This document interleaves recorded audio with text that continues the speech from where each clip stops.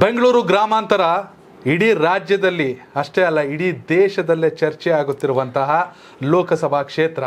ಒಂದು ಕಡೆ DK ಸುರೇಶ್, ಮತ್ತೊಂದು ಕಡೆ ಡಾಕ್ಟರ್ ಮಂಜುನಾಥ್. ಇಬ್ಬರು ಕೂಡ ಸಮರ ಕಣದಲ್ಲಿ ತುಂಬಾ ಜೋರಾಗಿ ನುಗ್ತಾ ಇದ್ದಾರೆ. ರಾಜಕೀಯವನ್ನು ಮಾಡದೇ ಇದ್ದರೂ ಕೂಡ ಇಲ್ಲಿವರೆಗೂ ಡಾಕ್ಟ್ರು ತುಂಬ ವೇಗವಾಗಿ ನುಗ್ತಾ ಇದ್ದಾರೆ ಪ್ರಚಾರದಲ್ಲಿ. ಮತ್ತೊಂದು ಕಡೆ ಸುರೇಶ್ ಅವರು ಆ ಭಾಗದಲ್ಲಿ ಮಾಡಿರುವಂಥ ಅಭಿವೃದ್ಧಿ ಕೆಲಸ, ಮತ್ತೊಂದು ಜೊತೆಗೆ ಸರ್ಕಾರ, DK ಶಿವಕುಮಾರ್ ಅವರು ಎಲ್ಲವೂ ಕೂಡ ಅವ್ರಿಗೆ ಒಂದು ರೀತಿಯಲ್ಲಿ ಫ್ಯಾಕ್ಟು. ಈ ಕಡೆ ಮೋದಿ, ಮಂಜುನಾಥ್ ಅವ್ರಿಗೆ. ಇನ್ನೊಂದು ವಿಷಯ ಗೊತ್ತಾ, ಇಡೀ ದೇಶದಲ್ಲಿ ನರೇಂದ್ರ ಮೋದಿಯ ಟೀಮ್ ಅಂತ ಕರೀತಾರೆ ITEDನ ಕಾಂಗ್ರೆಸ್ ಅವರು. ಈ ITEDಗೆಲ್ಲ ಎದುರು ಕಳೆದೆ ಎದೆ ಉಬ್ಬಿಸಿ ರಾಜಕಾರಣ ಮಾಡಿದಂಥ ವ್ಯಕ್ತಿ ಅಂದರೆ DK ಶಿವಕುಮಾರ್. ಹೌದು, ನಾನೇನು DK ಶಿವಕುಮಾರ್ ಕ್ಲೀನ್ ಕೃಷ್ಣಪ್ಪ ಅಂತ ಕ್ಲೀನ್ ಚಿಟ್ ಕೊಡ್ತಾ ಇಲ್ಲ. ಧೈರ್ಯವಾಗಿ ಕನಕಪುರದ ಬಂಡೆ ರೀತಿ ಎದೆಯೊಬ್ಬಿಸಿ ರಾಜಕಾರಣ ಮಾಡಿದಂಥ ವ್ಯಕ್ತಿ DK ಶಿವಕುಮಾರ್. ನಿಜ. DK ಶಿವಕುಮಾರ್ ಆ ಧೈರ್ಯದ ಹಿಂದಿನ ಶಕ್ತಿ DK ಸುರೇಶ್. ಹೌದು. ಕರ್ನಾಟಕದ ಕಳೆದ ಬಾರಿ ಏಕೈಕ ಸಂಸದ ಕಾಂಗ್ರೆಸ್ ಇಂದ DK ಸುರೇಶ್. ಹೌದು. DK ಬ್ರದರ್ಸ್ ವರ್ಸಸ್ ದೇವೇಗೌಡರು ಫ್ಯಾಮಿಲಿ ನಡುವಿನ ಕಾಳಗದಲ್ಲಿ ಅತಿ ಹೆಚ್ಚು ಬಾರಿ ಗೆದ್ದಿದ್ದು DK ಬ್ರದರ್ಸ್. ಹೌದು. But for the first time BJP officially ಅವ್ರ ಜೊತೆ ಕೈ ಜೋಡಿಸಿದ್ದಾರೆ. JDS ಜೊತೆ, JDS BJP ಜೊತೆ ಕೈ ಜೋಡಿಸಿದ್ದಾರೆ. 2013 BJP ಕ್ಯಾಂಡಿಡೇಟ್ ಹಾಕಿರಲ್ಲ ಬೈ ಎಲೆಕ್ಷನ್ ಅಲ್ಲಿ. ಅನಿತಾ ಕುಮಾರಸ್ವಾಮಿಗೆ ಬೆಂಬಲ ಕೊಟ್ಟಿದ್ರು, 6 ವರ್ಷಕ್ಕೆ ಪ್ರಚಾರ ಮಾಡಿದ್ರು. ಅವತ್ತು ಯೋಗೇಶ್ವರ್ ಇವ್ರ ಜೊತೆ ಇದ್ರು. ಯಾರ ಜೊತೆ? DK ಸುರೇಶ್ ಜೊತೆ. ಹೌದು. ಮುನ್ರತ್ನ ಅವತ್ತು DK ಸುರೇಶ್ ಜೊತೆ ಇದ್ರು. ಸೊ ಹಿಂಗೆಲ್ಲ ಇತ್ತು. ಅವತ್ತು ಬೈ ಎಲೆಕ್ಷನ್ ಅಲ್ಲಿ DK ಸುರೇಶ್ ಗೆದ್ರು. ಬಟ್ ಇವತ್ತು ಅಫಿಷಿಯಲಿ JDS BJP ಮೈತ್ರಿ ಮಾಡ್ಕೊಂಡು ನಿಂತವ್ರ ಒಟ್ಟಿಗೆ DK ಸುರೇಶ್ ವಿರುದ್ಧವಾಗಿ ಮುನ್ರತ್ನ, ಯೋಗೇಶ್ವರ್ ಎಲ್ಲರೂ ಸೇರಿ ಮೈತ್ರಿ ಕೂಟವನ್ನು ಲೀಡ್ ಮಾಡ್ತಾವ್ರೆ. ಡಾಕ್ಟರ್ ಅಂತ ಹೋಗ್ತಿದ್ದಾರೆ. But DK Shivakumar and Suresh ಸಾಮಾನ್ಯದವರಲ್ಲ. ಸಾಮಾನ್ಯವಾಗಿ ಅವರು ಎದುರಾಳಿಗೆ ತಕ್ಕಂತೆ ಬಾಣಗಳನ್ನ ಬಿಡ್ತಾರೆ. ಹೌದು.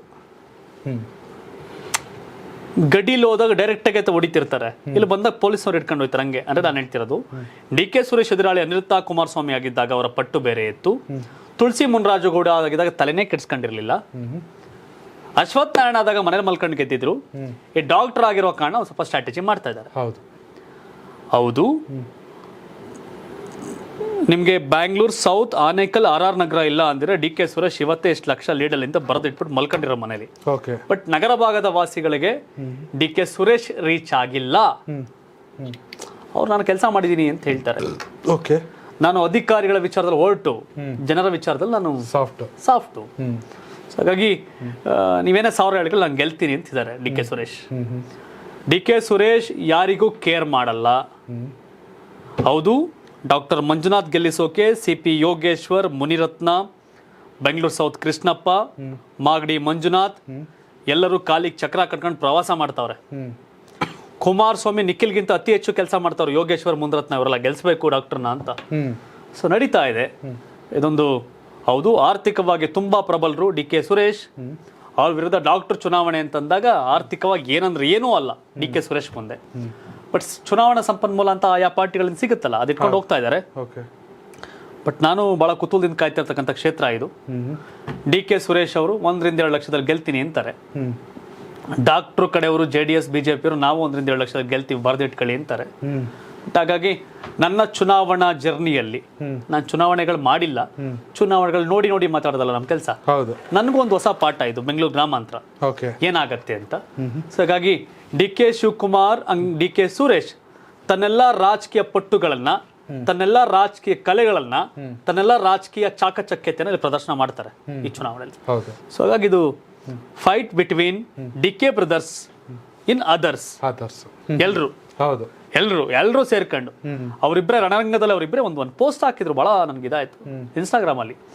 ಇಡೀ ಪ್ರಪಂಚವೇ ಎದುರು ನಿಂತ್ಕೊಳ್ಳಿ ನಮ್ಮ ವಿರುದ್ಧ, ಇಡೀ ಪ್ರಪಂಚವೇ ಎದುರಾಗಲಿ, ನಾವು ರೆಡಿ, ನಾವು ಫೇಸ್ ಮಾಡ್ತೀವಿ ಅನ್ನೋ ಪೋಸ್ಟ್ ಅನ್ನ DK ಸುರೇಶ್ ಅವರು ಇನ್ಸ್ಟಾಗ್ರಾಮ್ ಅಲ್ಲಿ ಹಾಕಿದ್ರು. ಇಲ್ಲಿ ನಮ್ಮಲ್ಲೇ ಮಾತಾಡಿದ್ರು. ಮುನಿರತ್ನ ಅವ್ರ ಬೈಟ್ ಇಡೀ ಜಗತ್ತಲ್ಲಿ ಭಯನೇ ನೋಡ್ತಿರೋ ಇಬ್ರು ವ್ಯಕ್ತಿಗಳು ಅಂದ್ರೆ ನನಗೆ ಗೊತ್ತಿರೋಂಗ್ ಅವರಿಬ್ರು ಮಾತ್ರ. ಎಸ್, ಅದ್ರಲ್ಲಿ ಡೌಟ್. ನಿಮ್ಗೆ ಮುನ್ರತ್ನ ನಿಮ್ಗೆ ವ್ಯಂಗ್ಯವಾಗಿ ಹೇಳಿಲ್ಲ. ಹೌದು, ರಿಯಾಲಿಟಿ.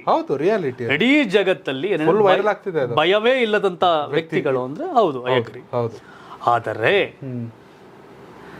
ಇದು ಗುಪ್ತ ಮತ. ಬಹಿರಂಗವಾಗಿ ಕೈ ಎತ್ತುವುದಾದರೆ ಕ್ಲಿಯರ್ ಕಟ್ DK ಸುರೇಶ್. ಇದು ಗೌಪ್ಯ ಮತದಾನ, ಬಟನ್ ಒತ್ತದಲ್ಲ. ಹೌದು. ಹಾಗಾಗಿ ಏನು ಎತ್ತ ಅಂತ ಕಾಯ್ಬೇಕು. Correct. ಡಿ ಕೆ ಸುರೇಶ್ ಅವ್ರಿಗೆ ಶಿವಕುಮಾರ್ ವಿಶ್ವಾಸ ಇದೆ, ನಾವು ಗೆಲ್ತೀವಿ ಅಂತ. ಈ ಚುನಾವಣೆಯಲ್ಲಿ ಡಿ ಕೆ ಸುರೇಶ್ ಗೆದ್ದರೆ ಅವರ ಸಾಮ್ರಾಜ್ಯ ಮತ್ತಷ್ಟು ವಿಸ್ತಾರ ಆಗುತ್ತೆ. ಇನ್ಯಾರೂ ಅವ್ರನ್ನ ಸೋಲ್ಸಕ್ ಸಾಧ್ಯ ಇಲ್ಲ. ಹೌದು. ಈ ಚುನಾವಣೆಯಲ್ಲಿ ಡಿ ಕೆ ಸುರೇಶ್ ಸೋತರೆ ಅದೊಂದು ರೀತಿಯ ವಿಚಿತ್ರವಾದ ಪತನ ಶುರುವಾದಂಗೆ ಅಂತ ಹೇಳ್ತಾರೆ. ಓಕೆ. ಗೊತ್ತಿಲ್ಲ, ಯೋಗೇಶ್ವರ್ ಆಗಿರೀಶ್ ಫೈಟ್ ಆಗ್ತಿರ್ಲಿಲ್ವೇನೋ, ಕುಮಾರಸ್ವಾಮಿ ಆಗಿರೀಶ್ ಫೈಟ್ ಆಗ್ತಿರ್ಲಿಲ್ವೇನೋ, ಬಟ್ ಡಾಕ್ಟರ್ ಅನ್ನೋ ಕಾರಣಕ್ಕೆ ಫೈಟ್ ಆಗ್ತದೆ. ಓಕೆ. ಯಾಕಂದ್ರೆ ಇವತ್ತಿನವರೆಗೂ ಕನಕಪುರದ ಬ್ರದರ್ಸ್ ಬಗ್ಗೆ ಬೇರೆಯದ್ದೇ ಸ್ಟೋರಿ ನರೇಟ್ ಆಗಿದೆ. ಅವರು ಒಳ್ಳೆ ಕೆಲಸಗಳನ್ನ ಹೇಳ್ಕೋಬೇಕಾಗಿತ್ತು ಪದೇ ಪದೇ. ಅವ್ರು ಹೇಳ್ತಾರೆ ನಾವು ಬಹಳಷ್ಟು ಒಳ್ಳೆಗಳ ಕೆಲಸ ಮಾಡಿದೀವಿ, ಅದು ಜನಕ್ಕೆ ಗೊತ್ತು. ನೀವು ಕನಕಪುರಕ್ಕೆ ಹೋಗಿ ಕೇಳಿ, ಕನಕಪುರ ಜನ 1,43,000 ಪುಕ್ಸಟೆ ಓಟ್ ಹಾಕ್ಬಿಟ್ಟಿಲ್ಲ ಅವ್ರಿಗೆ. ಹೌದು. ಒಂದು ಕೆಲಸ ಮಾಡಿರ್ತಾರೆ. ಕರೆಕ್ಟ್. ಎದ್ರಿಸಿ ಬೆದ್ರಿಸಿ ಹಂಗೆ ಓಟ್ ಹಾಕಕ್ಕೂ ಸಾಧ್ಯ ಇಲ್ಲ, ಅದು ಬೇರೆ ಕತೆ. 47,000 ಎಗನೆಸ್ಟ್ ಓಟ್ ಹಾಕಿದ್ದಾರೆ. ಸೊ ಹಾಗಾಗಿ ಗೊತ್ತಿಲ್ಲ ಏನು ಅಂತ. ಮಾಗಡಿ ಗೆಲ್ಸಿದ್ದಾರೆ, ನಿಖಿಲ್ ಸೋಲ್ಸಿ ರಾಮನಗರ ಇಕ್ಬಾಲ್ ಗೆಲ್ಸಿದ್ದಾರೆ. ಹೌದು. D Nagaraja, D Krishnakumar brothers ಕಿತ್ತಾಟದಲ್ಲಿ ರಂಗನಾಥ್ ಕೂಡ ಕುಣಿಗಲ್ ಗೆದ್ದಿದ್ದಾರೆ. ಹೌದು. ಆನೇಕಲ್ ಶಿವಣ್ಣ ಗೆದ್ದಿದ್ದಾರೆ.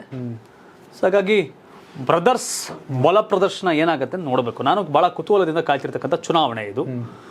ಹೌದು, ಜನಾಭಿಪ್ರಾಯ ಬಂದಾಗ ಗ್ರೌಂಡ್ಗೆ ಹೋದಾಗ ಮಾತುಕತೆಗಳಾಗ್ತಿರ್ಬೋದು, ಇವ್ರಂಗೆ ಅವ್ರಿಂಗೆ ಅಂತ ಚರ್ಚೆಗಳು ನಡೀತಿರ್ಬೋದೇನೋ. ಯಾರು ಏನೇ ಅನ್ಕೊಂಡಿದ್ರು ಅವರಿಬ್ರು D K Shivakumar and D K Suresh ಇಬ್ರು ಕಾನ್ಫಿಡೆನ್ಸ್ ಆಗಿದ್ದಾರೆ, ನಾವು ಗೆಲ್ತೀವಿ ಅಂತ. ನನಗೂ ಅದರ ಕುತೂಹಲ, ಅದು ಹಿಂಗೆ ಅಂತ. ಹೌದು. ಮೇಲ್ನೋಟಕ್ಕೆ ಮ್ಯಾಥ್ಸ್ ಅಂತೀವಿ ನಾವು. ಹೌದು, ಬಿಫೋರ್ ಎಲೆಕ್ಷನ್ ಮ್ಯಾಥ್ಸ್ ಎಲ್ಲ ಕೆಮಿಸ್ಟ್ರಿ ಅಗ್ರಿ. ಈ ಮೈತ್ರಿ ಒಪ್ಕೊಳ್ಳಲ್ಲ ಯೋಗೇಶ್ವರ್ ಅನ್ಕೊಂಡಿದೆ, ಮೈತ್ರಿ ಮಾಡಿದ್ದೆ ಯೋಗೇಶ್ವರ್. ಬೂತ್ ಕಾಸ್ ಅಂತ ಬರ್ತದೆ. ಚನ್ನಪಣ್ಣಗ್ ಬಂದಾಗ ಕಾಂಗ್ರೆಸ್ JDS ಅವ್ರಿಗೂ ಬೂತ್ ಕಾಸ್ ಕೊಡಬೇಕು, ಬಿಜೆಪಿ ಅವ್ರಿಗೂ ಬೂತ್ ಕಾಸ್ ಕೊಡಬೇಕು. ರಾಮನಗರ ಗೌತಮ್ ಗೌಡನ್ ಕಡೆಯವ್ರಿಗೂ ಕಾಸು ಕೊಡಬೇಕು, ನಿಖಿಲ್ ಕಡೆಯವ್ರಿಗೂ ಕಾಸು ಕೊಡಬೇಕು. ಅಂದ್ರೆ ಚುನಾವಣೆ ಇದು, ನಾನೇನು ಬೇರೆ ಹೇಳ್ತಿಲ್ಲ. ಅಲ್ಲಿ ಚುನಾವಣಾ ಸಂಪನ್ಮೂಲ ಖರ್ಚು ಮಾಡೋ ವಿಷಯ ಮಾತಾಡ್ತಿದ್ದೀನಿ. ಸೊ ಹಾಗಾಗಿ ಏನೇನು ಅಸ್ತ್ರ ಇಟ್ಕೊಂಡಿರೋ ಗೊತ್ತಿಲ್ಲ, ಬಟ್ ವಿಶ್ವಾಸದಲ್ಲಿದ್ದಾರೆ D K Shivakumar and Suresh.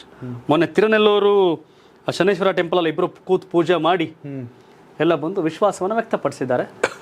ನನಗೆ ಅಷ್ಟೇ ಅಲ್ಲ, ನಾಟ್ ಓನ್ಲಿ ಶಿವಕುಮಾರ್ ಬೆಸಗಳ್ಳಿ, ಯೋಗೇಶ್ ಈಶ್ವರ್ಗೆ ಅಷ್ಟೇ ಅಲ್ಲ, ಹಿಂಗೆ ಲಕ್ಷಾಂತರ ಕೋಟ್ಯಾಂತರ ಜನಕ್ಕೆ ಬೆಂಗಳೂರು ಗ್ರಾಮಾಂತರದ ಬಗ್ಗೆ ಒಂದು ಕುತೂಹಲ ಇದೆ. ಅವ್ರಾಗ್ಲೇ ಹೇಳಿದ್ರಲ್ಲ, ಇಡೀ ಪ್ರಪಂಚವೇ ತಿರುಗಿಬಿದ್ರು ನಮ್ಮನ್ನ ಏನು ಮಾಡ್ಲಿಕ್ಕೆ ಸಾಧ್ಯ ಇಲ್ಲ, ನಾವು ರೆಡಿ ಅಂತ ಡಿ ಕೆ ಶಿವಕುಮಾರ್ ಸುರೇಶ್ ನಿಂತಿದ್ದಾರೆ. ಅವ್ರು ತುಂಬಾ ಧೈರ್ಯವಂತರು, ಮುಂದ್ರತ್ನ ಹೇಳೋ ರೀತಿ ಸತ್ಯ. ಸೊ ಹಾಗಾಗಿ ನನಗೂ ಕುತೂಹಲ.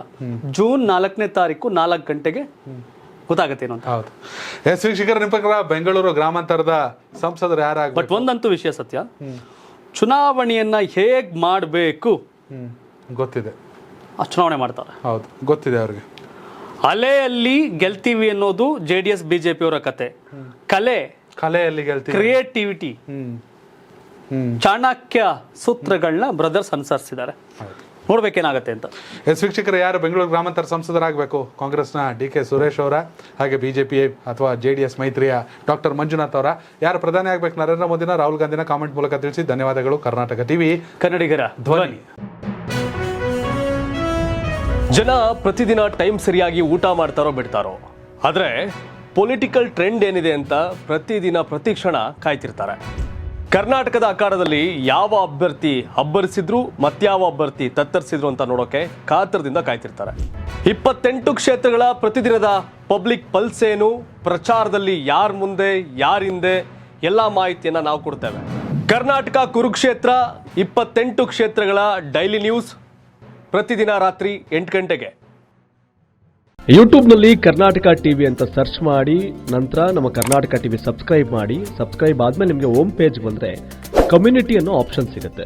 ಈ ಕಮ್ಯುನಿಟಿ ಆಪ್ಷನ್ ಕ್ಲಿಕ್ ಮಾಡಿದ್ರೆ ನಿಮ್ಮ ಕೆಳಗಡೆ 28 ಲೋಕಸಭಾ ಕ್ಷೇತ್ರಗಳ ಒಂದು ಪೋಲ್ ಕ್ರಿಯೇಟ್ ಮಾಡಲಾಗಿದೆ.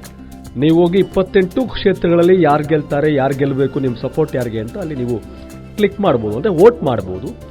ಇಲ್ಲೇನು ವೋಟಿಂಗ್ ಆಗುತ್ತೆ ನಾವು ಪ್ರತಿದಿನ ನಾವು ನ್ಯೂಸಲ್ಲಿ ನಿಮಗೆ ಅಪ್ಡೇಟ್ ಮಾಡ್ತಿರ್ತೀವಿ. ಇದು ಮತದಾನದ ದಿನದವರೆಗೂ ಕೂಡ ಈ ಪೋಲಿಂಗ್ ಓಪನ್ ಇರುತ್ತೆ.